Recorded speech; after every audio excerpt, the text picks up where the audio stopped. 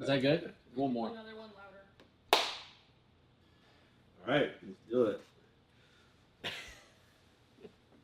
Welcome to Graybo's Giblets. We are Gray Burnett, Ryan Fitz, and Duke Dotson. We own a sports card shop called Graybo Sports Cards and a sports bar called Parlay in Richmond, Virginia. We know you don't have 40 hours per week to pour over podcasts and spreadsheets, but we want to get in on the action, so we do the work for you. We bring you 30-minute giblets each week so you can feel good heading up to the window and into the weekend. We are the crossroads of sports lovers, fantasy heads, sports betting, and sports cards. We're out here dropping giblets for the people. And today, we have a special show previewing MLB opening day with some special guests. This might not be a 30-minute show because we got a lot to talk about and a lot of guests, and I can't wait to hear from our experts. Marc Cheatham, a.k.a. Cheats, founder of the Black Baseball Mixtape. How are we doing today? Thanks for joining us. I'm excited, man. Opening day is this week. I'm pumped. Let's get it. And we also have Trey Wilser, broadcaster and director of communications for the AA Richmond Flying Squirrels, the San Francisco Giants affiliate. Trey, what's up, man? How you doing today? Appreciate y'all having me. It's starting to feel like baseball season outside. It is. So we're going to get right into it. Just talking about the storylines that are coming up in the MLB, trades, free agents, injuries, prospects. So kind of want to start with Cheats.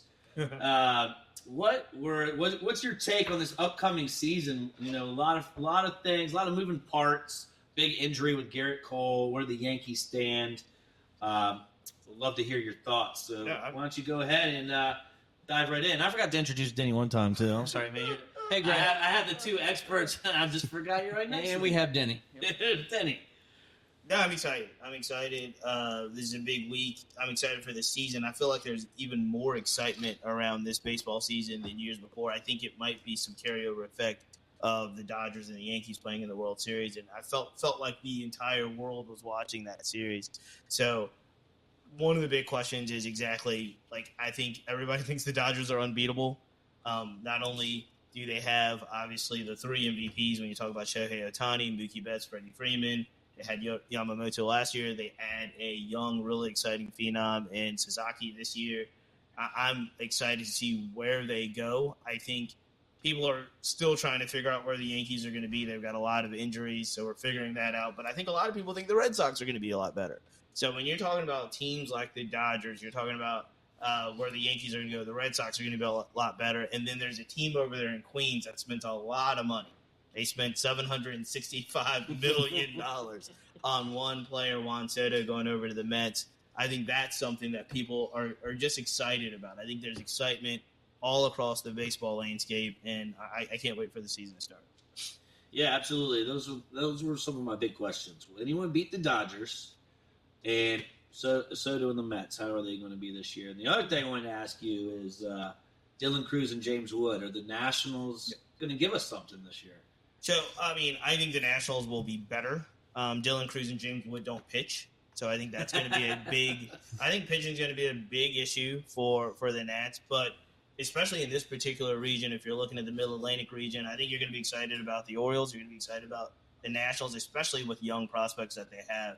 If I'm looking at players and people I'm tracking, James Wood I consider one of my guys. Trey knows he was down here in Richmond. He played for the AA affiliate of the Nationals in the Eastern League. We were able to talk to him and get to know him, start a relationship with him several years ago down here, which was awesome.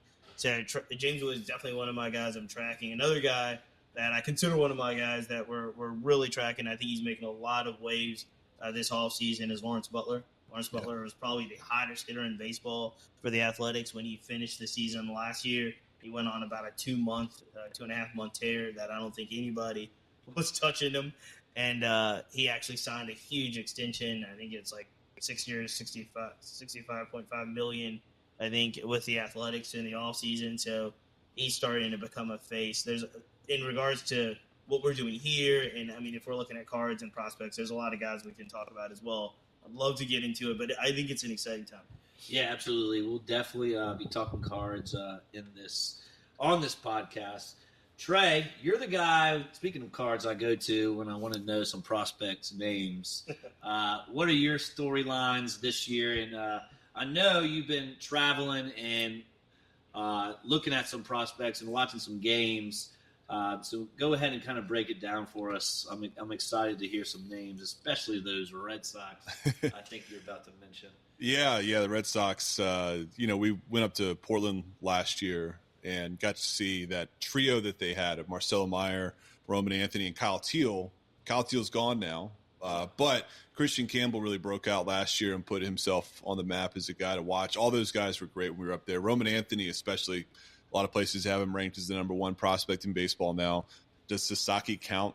If he does, he won't count for long because he's in the big leagues now, of course. But I always say about Roman Anthony, if you're going to name your kid Roman, he better look like that guy.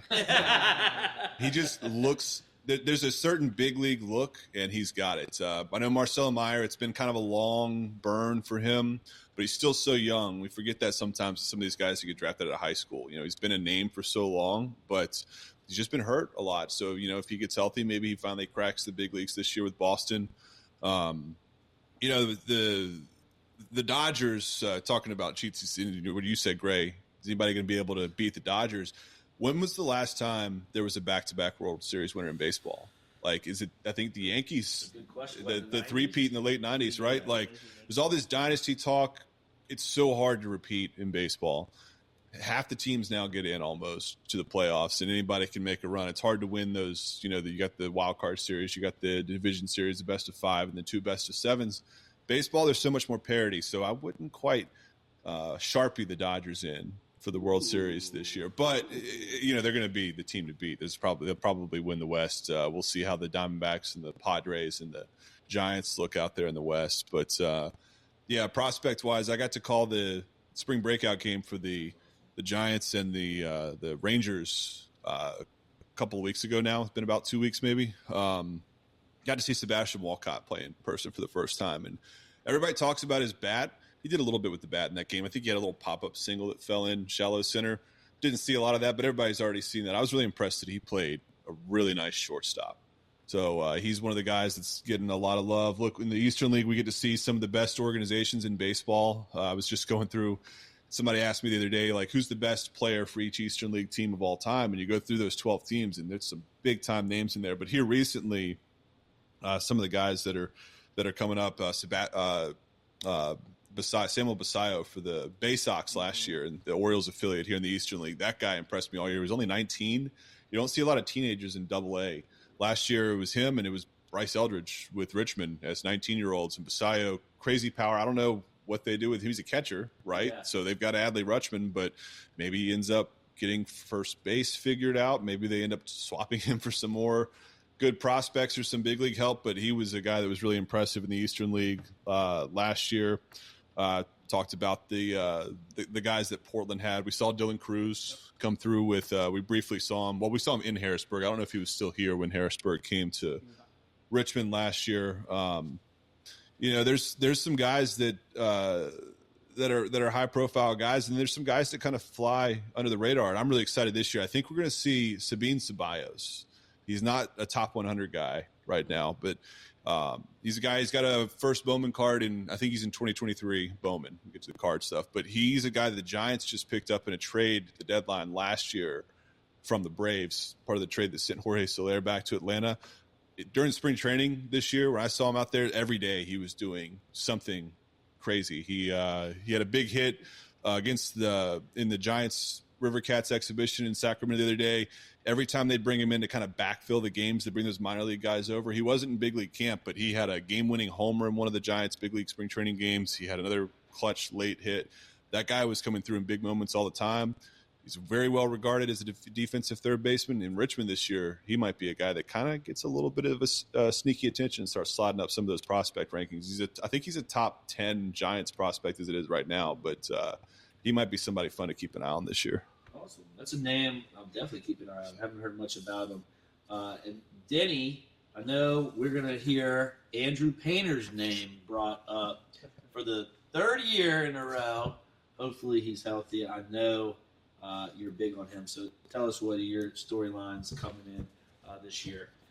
So it's nice with the Dodgers roster and payroll for them to be the villain because I'm a Yankees fan and I've been tired of hearing about it the last 20 years. So it's nice for somebody else to be the bad guy. I got my guy Coach Swope goes to the Phillies spring training every year, works as an usher there, so I get the straight dope from Coach Swope about the Phillies, who's getting called up, who he likes, etc. So for 3 years in a row, he's been telling me about Andrew Painter. He's been the number one prospect in the organization 3 years running. Missed a lot of the last year and a half with some shoulder issues, but he's healthy. He's throwing well. Looks good in spring training. Swope says he could start like game one for the Phillies this year, but they're going to baby him a little bit. So he expects a midseason call-up. So no one's talking about it. I'm gobbling up Andrew Painter cards, have been, and I'm ready to unleash that on the market in June or July. The two guys he expects to be up early are Justin Crawford and Eduardo Tate. Two guys he expects to be on the starting roster, if not like shortly thereafter. So two guys to look out for in the Phillies organization. Let's talking Phillies. No Aiden Miller. Well, yeah, He'll probably be in the Eastern League this year with Reading. So he might be a guy that we see. Travis Bazan is another one we might see in this league, and Max Clark with the Tigers. What are the chances, Trey, we see George Lombard? Because I'll tell you, I went to spring training in West Palm Beach, and I got to see the Yankees play the Astros, and I was sitting next to diehard Yankee fans that said, everybody in the organization outside of Aaron Judge and George Lombard are movable. They were like, we cannot touch George. He's gotten a lot of hype. Where was he last year? Was he with Somerset last year? I don't think he made the Somerset last year, right? Also, his card market is absolutely crazy right now. They are. I will tell you, absolutely taken off. The George Lombard Jr. hype is real, and he looks the part. He looks like, I mean, he's 19 years old, but he looks like he could play shortstop. We've got 2 series against Somerset this year, so might be a good chance to see him. Let's see. He made it high for 29 games last year, so I think this.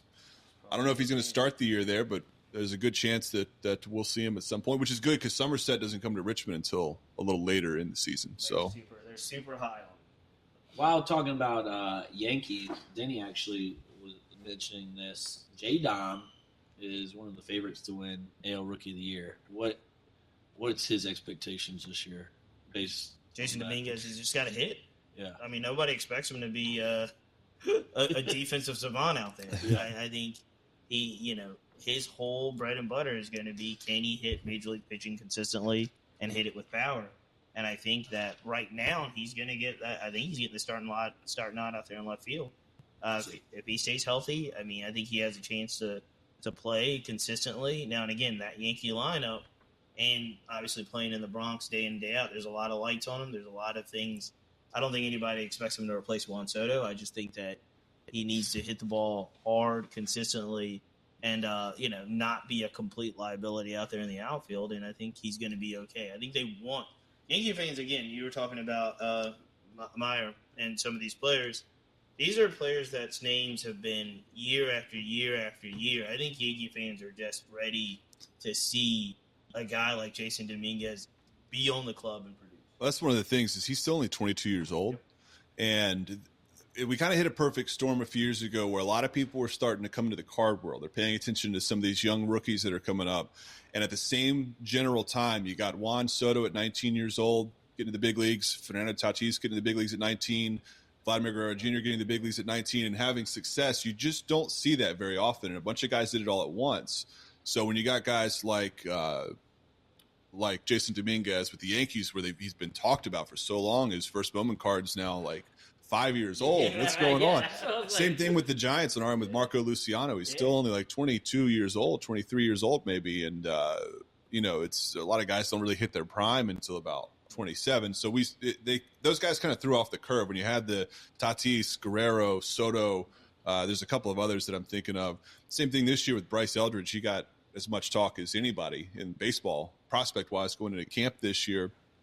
People wanting him to break into the big leagues with the break into the big leagues to start the season. He got hurt, and that kind of set his time frame back. But he just turned 20. He was playing. He was playing high school baseball. 2023. What a year and a half ago, he was still playing against high school guys. Like it takes a little bit of time, and some of those guys have thrown off the curve. So. Yeah, I wouldn't close the book on guys like Dominguez just yet. That is interesting. I don't think of their age at all. I think of exactly this guy's name has been around for 3 or 4 years. Like, what is going on? And yeah, especially being in New York, all my Yankee fans are like, "Does this guy stink? Like, what's going on?" And I'm like, hey. And I do that. I think about. I remember I posted something on social media last year. It's like, hey, is it time to come off of Jackson Holiday? And people, Yeah. I was like, is it time for me to start dumping? I don't think he has his. Start dumping Jackson Holiday. I don't think he's even got his first chin hair Yeah, yet. and Like, it was and again, we have to understand. There's two different worlds here, right? There's the actual baseball world and baseball development world, and then there's the card market world. And that's a legitimate question in the card market world, but it is not a legitimate question when it comes to baseball. I see it all the time, Cheats, man. Like, people come in and you get these guys hyping these guys up, and look, they've got motives. They got some stuff that they're trying to make some money off of, and it's so funny when each product comes out, you see people hollering about this guy or that guy. Well, they're probably not going to see the major leagues for another 4 years. Realistically, if you got a guy in like Bowman Draft, if he's a college guy, maybe he gets there in 2 or 3 years. It's a long process, and everybody wants this instant gratification, but it takes a while. Yeah. Well, good insight on some prospects, and especially we talked a little cards there too, the market value and everything. One of my favorite segments is because we do a prediction, we do predictions, a preview, and then we come back after the All-Star break and we kind of look at those predictions, and we're like, some are good, some are bad, and then we come back at the end of the year and see how we did. So we're going to do some predictions here. We're going to talk about our AL/NL Rookie of the Year, AL/NL Cy Young, and AL/NL MVP. That's where we're going to start, then pick some division winners. So let's start with Cheats. Let's start with you. Who would be your AL and NL Rookie of the Year prediction going into this year? So we just talked about him. I do have Dominguez. I'm going to make him my Rookie of the Year because I do feel like he's got some experience in there. He's got some protection in the lineup with that Yankee roster, and I just hope that he can stay focused on playing baseball. Obviously, the hardest thing about playing for the Yankees or playing the Bronx is all the distractions that come with it. If he can kind of focus on doing his job day in and day out, hopefully, like I said, get some protection in that lineup with guys like Aaron Judge and Jazz Chisholm, and they signed Cody Bellinger, and there's other folks in there. I expect, hopefully, Dominguez to be able to fall into a place where he doesn't have that much pressure and just be able to – I mean, you're playing in New York, so you're going to have pressure, but not as much pressure as, just a direct Juan Soto replacement, and he'll be able to produce. And in the NL, I'm going chalk all the way here. I'm going Sasaki. I just think – I mean, he didn't have a great outing, 3 innings in Tokyo, but his stuff is just electric. And I do think if he can – obviously lean on the stuff that Yamamoto did last year, kind of learn the lessons. He's much younger. He's younger than Yamamoto, obviously, younger than Shohei, but I do think that he should have a comfort level where he can just kind of rely on his stuff. And so I've got those two, Dominguez and Sasaki as my rookie. I'm laughing because we always call Denny Chalk. He always picks the chalk. So when you said, I'm going with the chalk, I looked at it. They're favorites for a reason, right? Yeah, they're favorites for a reason. His stuff is unreal. His stuff is really good. So, Trey, are you going to match that, or are you going somewhere different in the AL and the NL for Rookie of the Year? So, I really like Jackson Jobe for the Tigers. You got to see him a little bit in the American League. Pitchers, it's tough, especially young pitchers trying to adapt in the big leagues. Kobe Mayo is eligible this year in the American League as well for the Orioles. I think he's starting the year in Norfolk. I think that was a topic of conversation. And then over the National League, obviously Dylan Cruz is still going to be eligible. He just got called up barely, got a little taste at the end of the year. Jordan Lawler with the Diamondbacks is still eligible. He missed most of last year hurt. So that's another guy if he gets, if he comes back healthy and looks like the guy that people thought he was going to be a couple of years ago, could be a big one for the Diamondbacks. So Lawler was my guy like a couple years ago. He was like my pick. And so now just talking about this, just be patient and their age, and I still really like Lawler. I have some cards invested in Lawler, didn't sell them. I hope that I really like the Diamondbacks as a team as a whole this year to make a run. Yeah, Corbin Burns pickup. Yeah, Corbin Burns, huge. And I think Corbin Carroll is going to have a good year after his sophomore slump, in my opinion. For me, I like the hype that Trey was saying about Roman Anthony, and I'm a big Red Sox fan, so I'm a bit of a homer. I'm going to take Roman Anthony as the AL Rookie of the Year, And the NL Rookie of the Year, I'm going to go with a pitcher as well, just because he came into our shop, Bubba Chandler, who I heard some news about Jared Jones not looking good with the elbow, is getting a second opinion. Could be Tommy John, which is not good for the Pirates. Bubba Chandler steps in and maybe can perform, and he's going to be my pick for NL Rookie of the Year. Denny Chalk.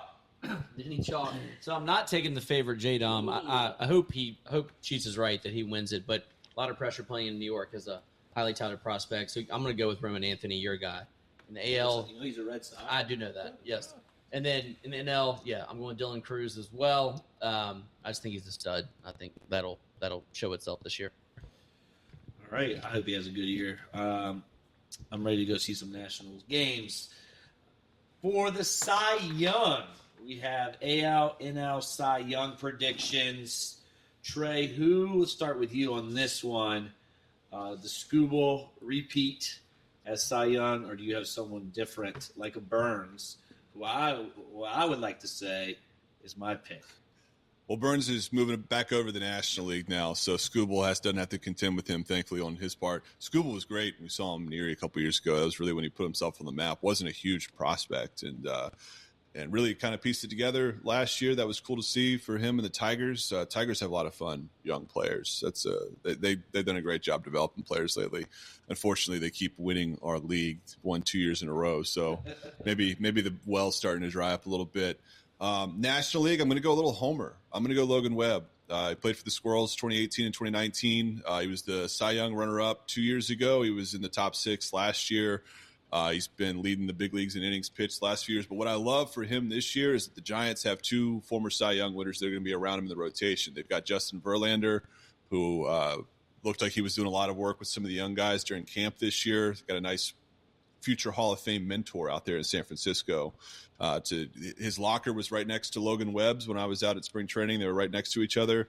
They have all the starters kind of in a corner together. They just, pitchers are a different breed. Yeah. That stuff's important. It means a lot in baseball. Verlander's been one of the greatest pitchers of this last generation, and now you throw him in there at the twilight of his career as he tries to chase down 300 wins, and you've got one of the next generation's best pitchers in Logan Webb.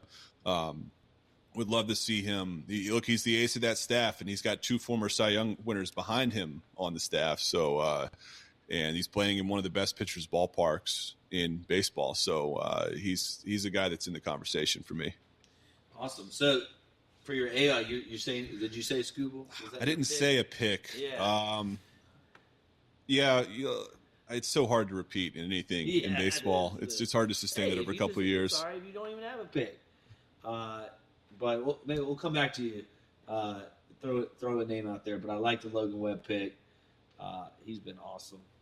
All right, Cheats. Yeah. Who are you rolling with the AL and NL Cy Young? Are you going chalk again? Well, I don't know if it's chalk, but I do like your pick. So I'm going to go with I didn't get a chance to see him the Cy Young year in Milwaukee, but I did get to see him quite a bit as the ace of the Orioles last year. Corbin Burns can just shove it. I think he's good. You can give him the ball. He goes deep into the game. I just think he's going to win. I think he's a winner, and I think the Diamondbacks team is actually going to have a little bit of a resurgence. So they're going to win more games. I think he's going to be the ace of that staff. So for the National League, I actually did jump over and pick Corbin Burns again. For the American League, it may be a chalky pick per se, but Crochet is just really good, and I think Crochet in that Red Sox lineup is going to get him a lot of wins, and I think he's going to really appreciate being on a team. Yes. That'll be able to give him even a little bit more support. So my AL pick is Crochet. My NL pick is Burns. I am, as a Red Sox fan, very excited for Crochet. Need pitching for a long time. Very sad to see Teal go in that deal, but you'll be fine. I think it'll be fine. You'd much rather have Crochet. I'm just a huge UVA fan, huge Red Sox guy. You'll be all right. But when the deal came through, that was Crochet. I was like, all right, we'll take it for sure. For me, I'm going Scooble to go back to back, and I'm Cheats. Me and you, National League Burns, baby. Let's go. He is 15-1. I'm going to bet it right now after getting Cheats approval. I like that going back to the National League. Just looking at the Diamondbacks lineup, I think he's going to get a lot of wins. Strikeout pitcher. Hopefully gets that back up as well. Those are going to be my 2 guys that I'm going to be throwing out there. Denny, who are you riding for AL and NL? It's a funny story. When we opened the original shop, that guy Davude came in who would rip a bunch of wax, and he hit a Scooble 1 of 1, and we didn't none of us knew who he was at the time. That's right. And fast forward, 2 years, and the dude's amazing. I'm going chalk here. Scooble in the AL, and got a young Pittsburgh Pirate named Paul. I was wondering if anybody was gonna say Paul Skeens. Y'all heard of him? Livy Dunn's If I wasn't going Homer, that would be my pick. Yeah. Until somebody proves me he's not Superman, I'll give me Skeens in the NL. I mean, yeah, don't hate that pick at all. But I like to get different. I like to get different. But Skeens, absolutely. Thanks for mentioning the best National League pitcher. Now let's go into MVP. Will anyone dethrone Ohtani? Let's get into AL MVP, NL MVP, and this also plays a key part in the Topps buyback. So whose cards are we collecting already, or going to be collecting? Denny, let's start with you. Your AL and NL MVP. All right, looking at the odds on covers.com, the top 5 odds-wise, Aaron Judge, Bobby Witt, Yordan, Gunnar, and then J. Rom. I'm going to go Bobby Witt. I just think he's the best young player in the game. I think he's going to prove himself for the next 5 years to be the dude. So give me Bobby. He's plus 450 as of right now. In the NL, the top 5 guys there, you got Shohei, Soto, Tatis, Mookie Betts, Bryce Harper, pretty well-known names. I think it's Shohei's era still, so give me the chalk there. As you're wearing a Padres hat and going with Ohtani over Tatis Jr. For me, Ohtani until someone can prove to me that they can beat him. And I'm with Denny. Bobby Witt season. This is Bobby Witt's season here. I think the Royals are going to make a little run on Bobby Witt's bat. They got some good pitching. I think they make the playoffs this year as well. So Bobby Witt for me. Cheats, who would be your 2 that you're rolling with? This plays deeply into my, I would say, off-kilter pick for World Series and World Series champion. In order for my teams that I'm selecting to get to the World Series, these guys have to have MVP-type seasons. So I'm actually going in the AL. I'm actually going with Gunnar Henderson. I have him having a breakout year, even more so than last year. He's got to have an MVP season to carry the Orioles where I think they're going to go. And on the other side of this is even more, I think, unlikely, given when Denny read the top 5. I'm actually going to Francisco Lindor as my MVP because I think in order for the Mets to get where they need to go, I think everybody's going to be looking at Soto, everybody's going to be looking at Alonso, and the engine that keeps that organization going is Lindor. And I think Lindor's got to have a monster year. So this is more of an optimistic outlook, but Henderson and Lindor are my MVP. What's Lindor's odds? Why Trey's giving out his pick? I'm going to bet it. Yeah, you can get as high as 22 to 1. 22 to 1. Not bad. All right, Trey, who are you thinking as the AL and NL MVP? Well, let's start with the AL. I mean, Aaron Judge is still the reigning MVP, right? He is. He can hit the ball. He's just been rewriting history books over the last few years, at least for this generation. But I like Bobby Witt. I think that he's a fun player. I think the Royals are a fun team. I think the AL Central, it's kind of going to have to go through Kansas City this year. I mean, Cleveland's good. And Minnesota's got some guys if they can just stay healthy. But Bobby Witt is one of the next faces of the game if he's not there already. And National League, it's Shohei until somebody says otherwise. We are in an era of getting to witness things that we just don't see. And until he shows otherwise, he's kind of the incumbent for that, and he's probably going to take it down again. Well said. Another thing about Bobby Witt, big card guy. You see what he did? You see what he did with his bachelor party when he got married? He did the PSA, Topps, right? He got Topps and PSA to work together to give them a 1-of-1 of themselves or something. It was pretty cool. So when I was out in Arizona a few weeks ago, we stopped by another shop out there, Rip Valley. It's right there in downtown Phoenix. Kind of cool vibes like this place. It was reminding me of without the sports bar, kind of like the same type of deal as Graybo's. And they've just got guys parading through there all the time, like players. They're all out there for spring training in Phoenix. A bunch of our guys are over there, but that's what it brought to mind. There's a ton of guys collecting cards now. I went to the minor league camp one day, and they were one of our players, Ryan Murphy, who came in the shop He's working his way back from Tommy John right now, but we were talking cards, and all of a sudden he's like, yeah, this guy collects this. He's like pointing out all these guys, and we had a big group of people, and they're all into cards now. Not necessarily all baseball, a lot of football, basketball, and one Pokemon guy. But the players are getting in it. Oh, that's awesome to hear. You brought up a great point, and I want people to really realize like how big and like how important Shohei Ohtani is. Because if it wasn't, like, think about what Aaron Judge has done the last 3 years. I mean, it is record-breaking stuff. Like, it really is. He's, like, breaking the American League home run champion. Like, things where, had this been any other quote-unquote era, you'd be following this guy around, and he would be a big, like, he'd be clearly the best player in the game and the biggest thing. Like, Aaron Judge being so good and still actually being probably thought of as the second best player in baseball is unreal. Like, I couldn't imagine. Like, we all lived through like Michael Jordan, and there was like 5 or 6 guys that were like, oh, if it wasn't for Jordan, it'd be this guy.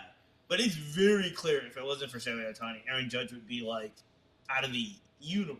Well, I think that there's so many talking heads and things these days around sports and politics and everything else in the world that like just gets so much noise that we just don't spend enough time to sit back and appreciate the greatness when we're seeing it happen, like we're seeing with Aaron Judge, like we're seeing with Shohei Ohtani, and like we're really seeing with this wave of great young talent in baseball too. The game's growing so much, and it's easy to kind of just forget it and take it for granted when it's happening in front of you. Absolutely. Well said. Getting me excited for opening day. Let's get into teams. Who is going to win each division? Just division winner, because we'll pick our World Series champ here at the end, kind of wrap up the show. For me, I'm going Homer here, Red Sox. I'm really excited about the big 3 prospects that Trey was mentioning earlier. I believe all 3 will be on the Red Sox roster at the end of the year. Who's got the hottest card between the big 3? Who's the hottest card between Christian Campbell, Mayer? Campbell's coming, but I think it's still Roman Anthony. But Campbell is coming.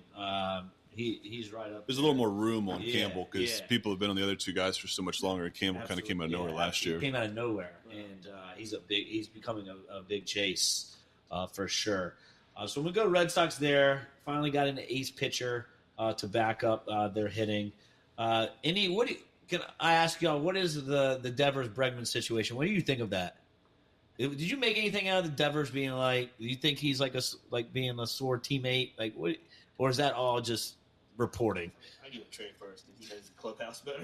I know some clubhouses. I don't know that scenario. I mean, I could see it being. Look, when you've worked hard and you've been kind of the face of the team for the last few years, and they go out and bring somebody else in, you want to, claim your territory and say, hey, this is mine. But yeah, I don't know how much. Some of that Northeast reporting, when you get like Boston and New York and some of that stuff, gets a little bit sensationalized. So. Who knows? I don't know. I hope it's nothing. I think it's a shock value, right? Yeah. I mean, again, like Trey says it, and he said it really elegantly, but Devers was the guy for a while on that team. So he's the guy. And then you bring in, and then granted, he's defensively. He's bad. He's bad defensively. He's not a good defensive third baseman. Alex Bregman's one of the best, in the game per se. Yeah. And so, but I mean, I think you come in, like you said, you're the face of the franchise. They're bringing in this guy. There's a thought of, does this guy want to kind of work in and be a team player, or like, what I mean? How does it work? So I do think there's some shock value there, probably a little bit of animosity there to begin with, and then everything works out because hopefully the leadership prevails, and I think it's Cora and those guys get everybody under control. But it's already said, Bregman's going to play third. Devers is going to DH.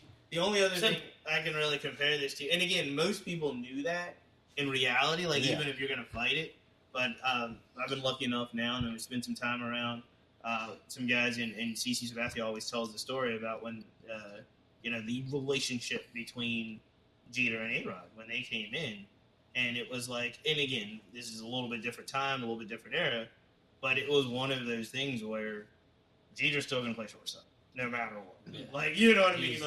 You guys, no matter how good you are and whatever you're going to make the deal, you're going to figure it out. And obviously, Joe Torre and those guys made it work. And I felt a little bit of that because it's kind of like everybody knew Jeter was going to play shortstop. Right. Like you got to figure this out. Yeah. And I think everybody kind of knew when they signed Bregman that he's probably going to end up at third base. Like it's cute to say he's going to play second base, but you're probably going to figure out at third base. And Devers is probably going to end up at DH. Right. He's not that great in the field. Yeah, but I'm just adding Bregman, another great bat with Devers.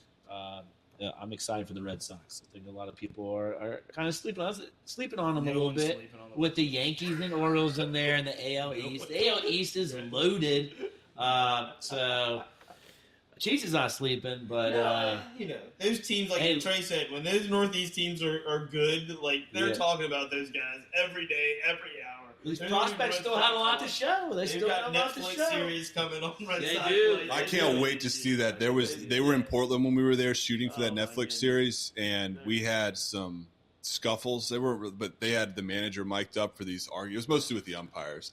There's going to be some scenes that I hope make it with Portland's manager. They had him mic'd up for an argument with an umpire. 2 days in a row, he got tossed. And I just remember I'm sitting in the booth and he gets run, and in Portland you have to go through the right field wall to get back to the home clubhouse. It's a weird setup that they're trying to get fixed. But so he's like walking across the field, he's waving to everybody, and there's a camera guy following him out there. And apparently he sat down at his desk and he like looked up, and the guy's there, and they immediately got an interview from him. So I really hope that makes it into that Netflix series. Awesome. That's great.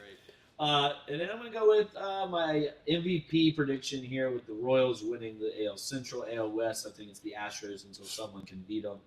NL East, I'm going with the Braves. Hopefully they can stay healthy. Just stay healthy and take the division. Brewers in the Central, and then Dodgers. Got to take the Dodgers in the NL West. Denny, who are you rolling with as your division? It's interesting. The top three teams in the American League to win the American League are all in the East with the Yankees, Red Sox, and Orioles. So it's going to be a competitive division. Got to take my Yankees there at plus 150. In the AL Central, I'm between the Tigers and the Royals, but I'm going to lean towards the Tigers there. AL West, I'm going to fade the Astros. Actually going to take the Rangers there.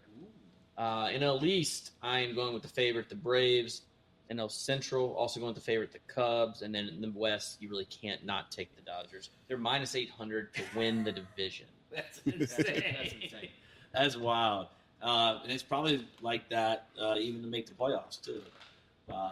Cheats, where are you going with your divisional winners? In NL East, I'm going to go with the Braves. I think the key here is going to be both Michael Harris and Acuna. I think Michael Harris has a really good bounce back year, so I'm going to go with him. And the Central, I'm actually going with the Cubs, which is not a favorable pick, but I think the Cubs have done enough in the offseason, and I do like I like their club, and I'm not high on the NL Central at all in the makeup of teams there. So somebody has to win it between Brewers and the Cubs and the Cardinals and the Pirates and the Reds. A lot of people are on the Reds. I think it's a year too soon for them, so I'm going to go with the Cubs. Obviously, everybody has the Dodgers. I'm with you in AL West with the Dodgers as well. AL East, I've got the Orioles.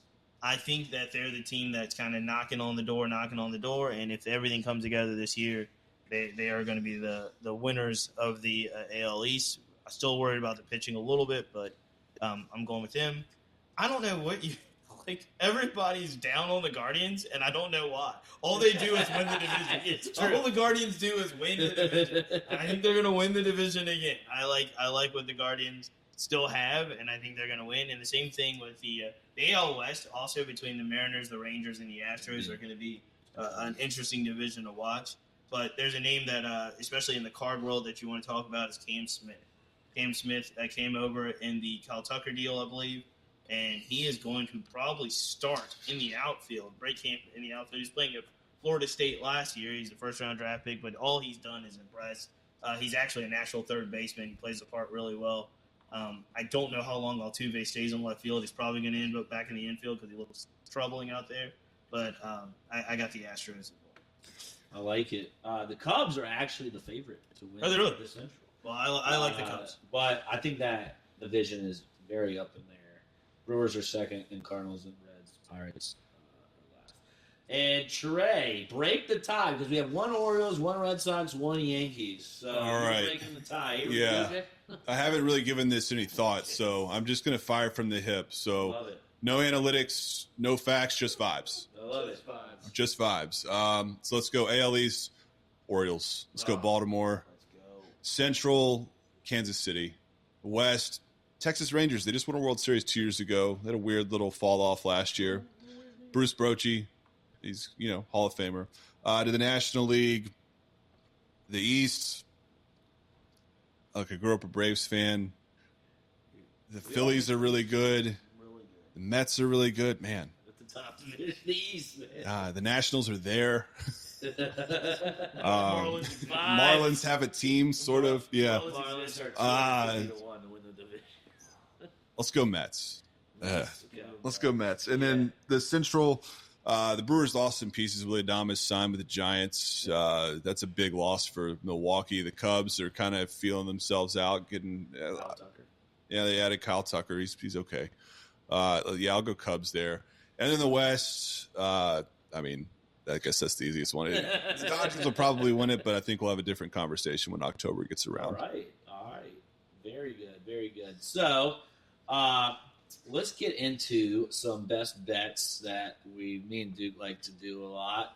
Cheats you can add on. I know Trey is going to just make fun of us in the picks because he's not allowed to participate in this, but he can kind of give us some feedback on what we have. So, Denny, you have a couple bets. Baseball is one of my favorite sports to bet futures on.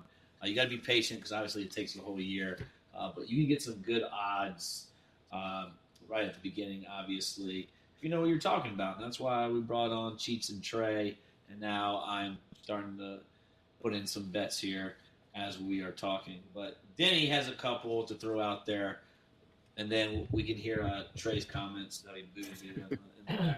All right, I only got two futures. One, I'm going to take the A's win total over 71.5. A's added a couple pieces, actually spent a little money. They're playing in Sacramento, so they're not the Oakland A's or the Sacramento A's. They're just the Athletics for now.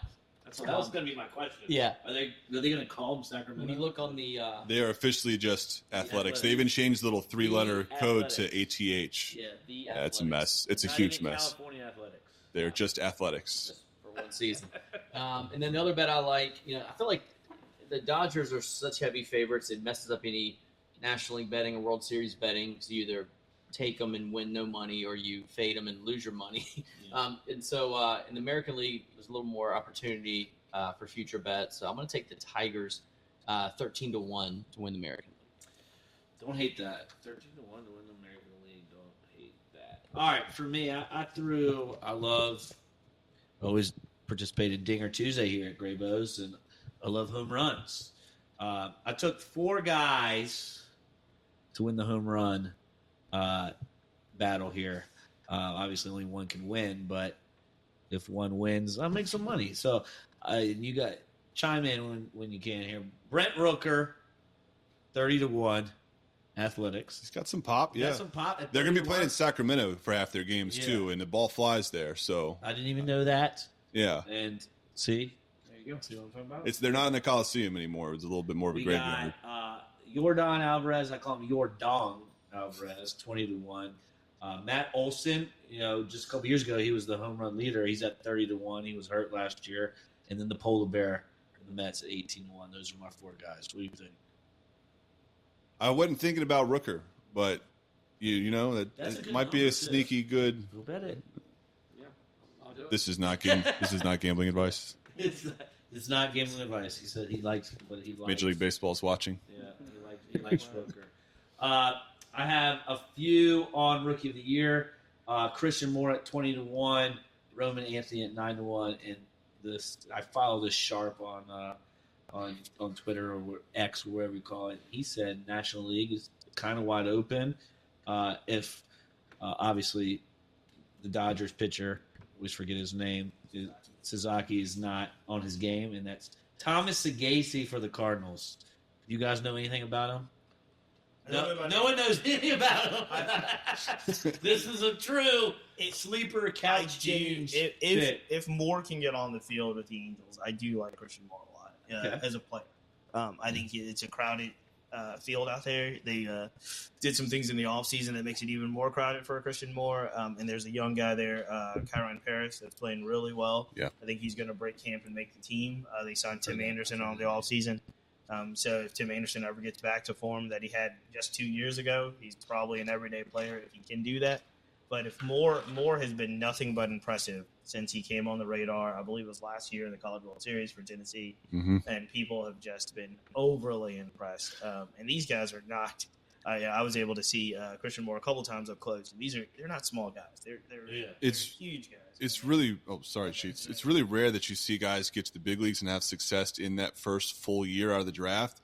We talked about the prospects earlier, guys getting there 19 years old a few years ago. I think Paul Skeens, Wyatt Langford have kind of thrown that curve off, and teams are more willing to say, hey, I know you just got here. You just did your first major league spring training, but go get it. Go let it eat in the big leagues. Let's not waste time in the minor leagues. Yeah, it also Christian Moore being the Angels are not very good, right? Like true, when they don't have big stars. Yeah, these guys can move up quicker. I think so, but I also think that these guys you're speaking of a lot of these guys are college guys, right? And so these college guys are a little bit. So Dylan Cruz, when you talk about Dylan Cruz, and you talk about Christian Moore, and you talk about did you just mention? There's another college guy. Wyatt Langford. I was thinking of Cam Smith as well. Oh yeah, Cam Smith. Cam Smith is at Florida State. Christian Moore is at Tennessee. Dylan Cruz was at LSU. Paul Skeens was at LSU. And so these guys are actually coming in where when we looked at like a Lombard who's still 19, or even James Wood who came in out of high school, there's just a different curve for those guys. And again, they're a little bit more developed. I'm still with Trey. I think 25, 26 years old is really when you really start to see development in who a player is going to be. But these college guys have got the opportunities to come in and play a lot faster. There's a name in Pittsburgh that, and I'm sure you know Tuna, you hear a lot about is Tamar Johnson. Tamar Johnson's another high school guy. Like, these guys are still very young. Elijah Green in the Nats organization, still very young guys. And so I think the college guys come in and they're really coming in and taking these guys' spots. But they've also played in the SEC, the ACC, and some of them in Omaha. So absolutely. And then I've heard you guys talking about the Twins and the Diamondbacks. I heard Trey talking about the Twins have some players. The Diamondbacks from Cheat saying they're going to be back this year. So I took both of them just to make the playoffs at plus money. So that's on you too. I think the Diamondbacks. That's a good bet. They were in the World Series 2 years ago. They just and they had a better record. Well, people don't realize the Diamondbacks had a better record last year than they did 2 years ago when they went to the World Series. Yeah. It's just the question is, can these guys get on base? And Corbin Burns is going to help them. So. I like it. And then we talked a lot about the NL Central being wide open. So I'm going to take the Reds at plus 650 just to maybe win that division. And then the Royals, I'm going to take at plus 270 to win the AL Central. The Red Sox getting Garrett Crochet. I'm going to take him to win the strikeout the strikeout competition. I also will take Chris Sale at 25 to 1 to win the strikeout competition. So those are my futures. I feel good. About them after just listening to everything. Let's win some money this year. What do you say, Denny? I'm ready. All right, let's get into the World Series winner. And we are a card shop. We like to talk about, obviously, in baseball, there's a lot of prospects you can invest in to hopefully make some money for the shop, for yourself. It's just a great hobby to participate in. So let's talk first about what guys we're going to try to be collecting this year. And I'll go to Denny first because he seems to have a few. Okay, World Series, I'm taking the Dodgers over the Tigers for guys I'm buying right now. Bobby Witt, we talked about him. To me, that's like a 5-year kind of hold, like assuming he's going to keep ascending into greatness. My two Rookie of the Year candidates, Roman Anthony and Dylan Cruz. If they are able to have a good year, I think their cards will have some movement. And finally, without a doubt, you don't want to say it, Andrew Painter. Don't you already have like 100 of his cards? Yeah, I'll get a few more. All right, Cheats. What is your World Series pick, and do you have any guys you're looking forward to buy in the card world? So in the World Series, I've got the Mets winning the World Series over the Orioles. So that's why I've got to have Lindor and Gunnar play very well in order for these things to happen. But I do have the Mets over the O's. In regards to the guys I'm picking up, again, I basically only exclusively collect baseball. Baseball is it'll hurt your heart in card collecting simply because it's prospect after prospect after prospect. And so right now, and again, these are long-term investments, I would say. But I am high on Lombard. I think George Lombard Jr. is a guy that you want to get in on. I think Cam Smith is another guy you want to get in on that are pretty reasonably priced. There's a couple of James Woods floating out there that I want. I still want. I want that James Wood Bowman Garbage Pail Kid pretty bad. So I'm looking at that. I'm looking at those, and I'm trying to think. There was another one at the tip of my tongue. I'm really heavy into the 2024 Bowman Draft product. And so I've been kind of finding. I never could afford a box or anything like that, but I've been finding some Lucy packs in certain places, and I just really like that product. So they've got some pretty good Bowman first in there, and some guys I think are going to be good players as we move forward. I've got 2 James Woods I want to show you before you leave. Is that a garbage pail kid? Yeah. He's looking for that garbage pail kid. All right, and obviously Trey, big Flying Squirrels, Giants guy, so I'm sure he has some Flying Squirrels or some prospects in the Giants organization that he's going after. First, your World Series pick. Can you give picks? You can give picks. I'm going with the Giants. Look, I work closely with these guys every day. I can't say anything else. I don't know if they're going to win the West, but Giants win the World Series. Look, and I'm not just being a full homer with that. They've got a really good pitching rotation right now. They've got a really good bullpen. They just added, they signed Matt Chapman to a long-term deal. They added Willie Adames, kind of filled out some holes. So we'll see. Card-wise, I actually picked up a pretty cool card the other day here in the shop on a guy that I'm pretty high on. His name's Jackie Robinson. It's 54 tops. Picked up a 54 tops here the other day. I'm a vintage guy, so. Vintage guy. Yeah. Forgot to mention that. So yeah, I primarily build vintage sets, but I also collect the guys that I've worked with over the years, which for the last 7 years has been here in Richmond. So 2024 Bowman Draft, James Tibbs and Dakota Jordan first out of that. Dakota Jordan, by the way, he was projected as a first rounder. Fell all the way to the 4th round. The Giants didn't have a 2nd or a 3rd round pick. There's James Tibbs right there. Yeah. Florida State guy, right? Yeah, FSU first round pick for the Giants. I think we might see him in Richmond at some point this year. He was in high A at the end of the year last year. So out of 2024 draft, picking up some Tibbs and some Dakota Jordans. Rookie cards for 2024 tops. Hayden Birdsong and Grant McCrae have rookie cards this year. Birdsong will have his actual base rookie in Series 2. McCrae was in Series 1. But one of my favorite players and favorite stories of all time, and you know this guy well too, Spencer Bivens, he showed me he was signing for Topps Chrome. So he's going to have licensed MLB cards for the first time. This is a guy who, I know we got to wrap, but we'd have as long as we've talked so far, it would take that long to tell his story. But overlooked out of high school, went to a community college, didn't get any offers from there, went to a D2, didn't get anything out of there, went and played in France because he had a buddy playing over there. And then he came back home. He was playing in an adult men's league. And he's like 26, 27 years old playing in an adult men's league in Pennsylvania. And all of a sudden he's throwing like 94. So let's go. He goes to Indy ball. He ends up going there for a couple of years, gets noticed by the Giants, and they sign him to the minors. Spent a couple of years in the minor leagues. He made his big league debut last year. And he just got told last night that he made the Giants again this year out of camp. So one of my favorite people in the game out of many, not just, but Spencer Bivens is a great story. Awesome. Again, we're not talking like long-term prospecting here, but he's going to have a rookie card in Chrome, it looks like. So we're pretty excited for that. I'll be looking. So if anybody sees any Spencer Bivens cards out there, hit up me and Cheats because we're probably going to be scooping those up. Yeah. Right now I'm trying to sell him a Tibbs card. We're always working, Denny. We're always working. I'm going to talk about the press. Just to wrap up, my pick is going to be the Dodgers over the Royals. So me and Denny both have the Dodgers, and we both have an AL Central team. Just wild picks in the AL Central. Wild.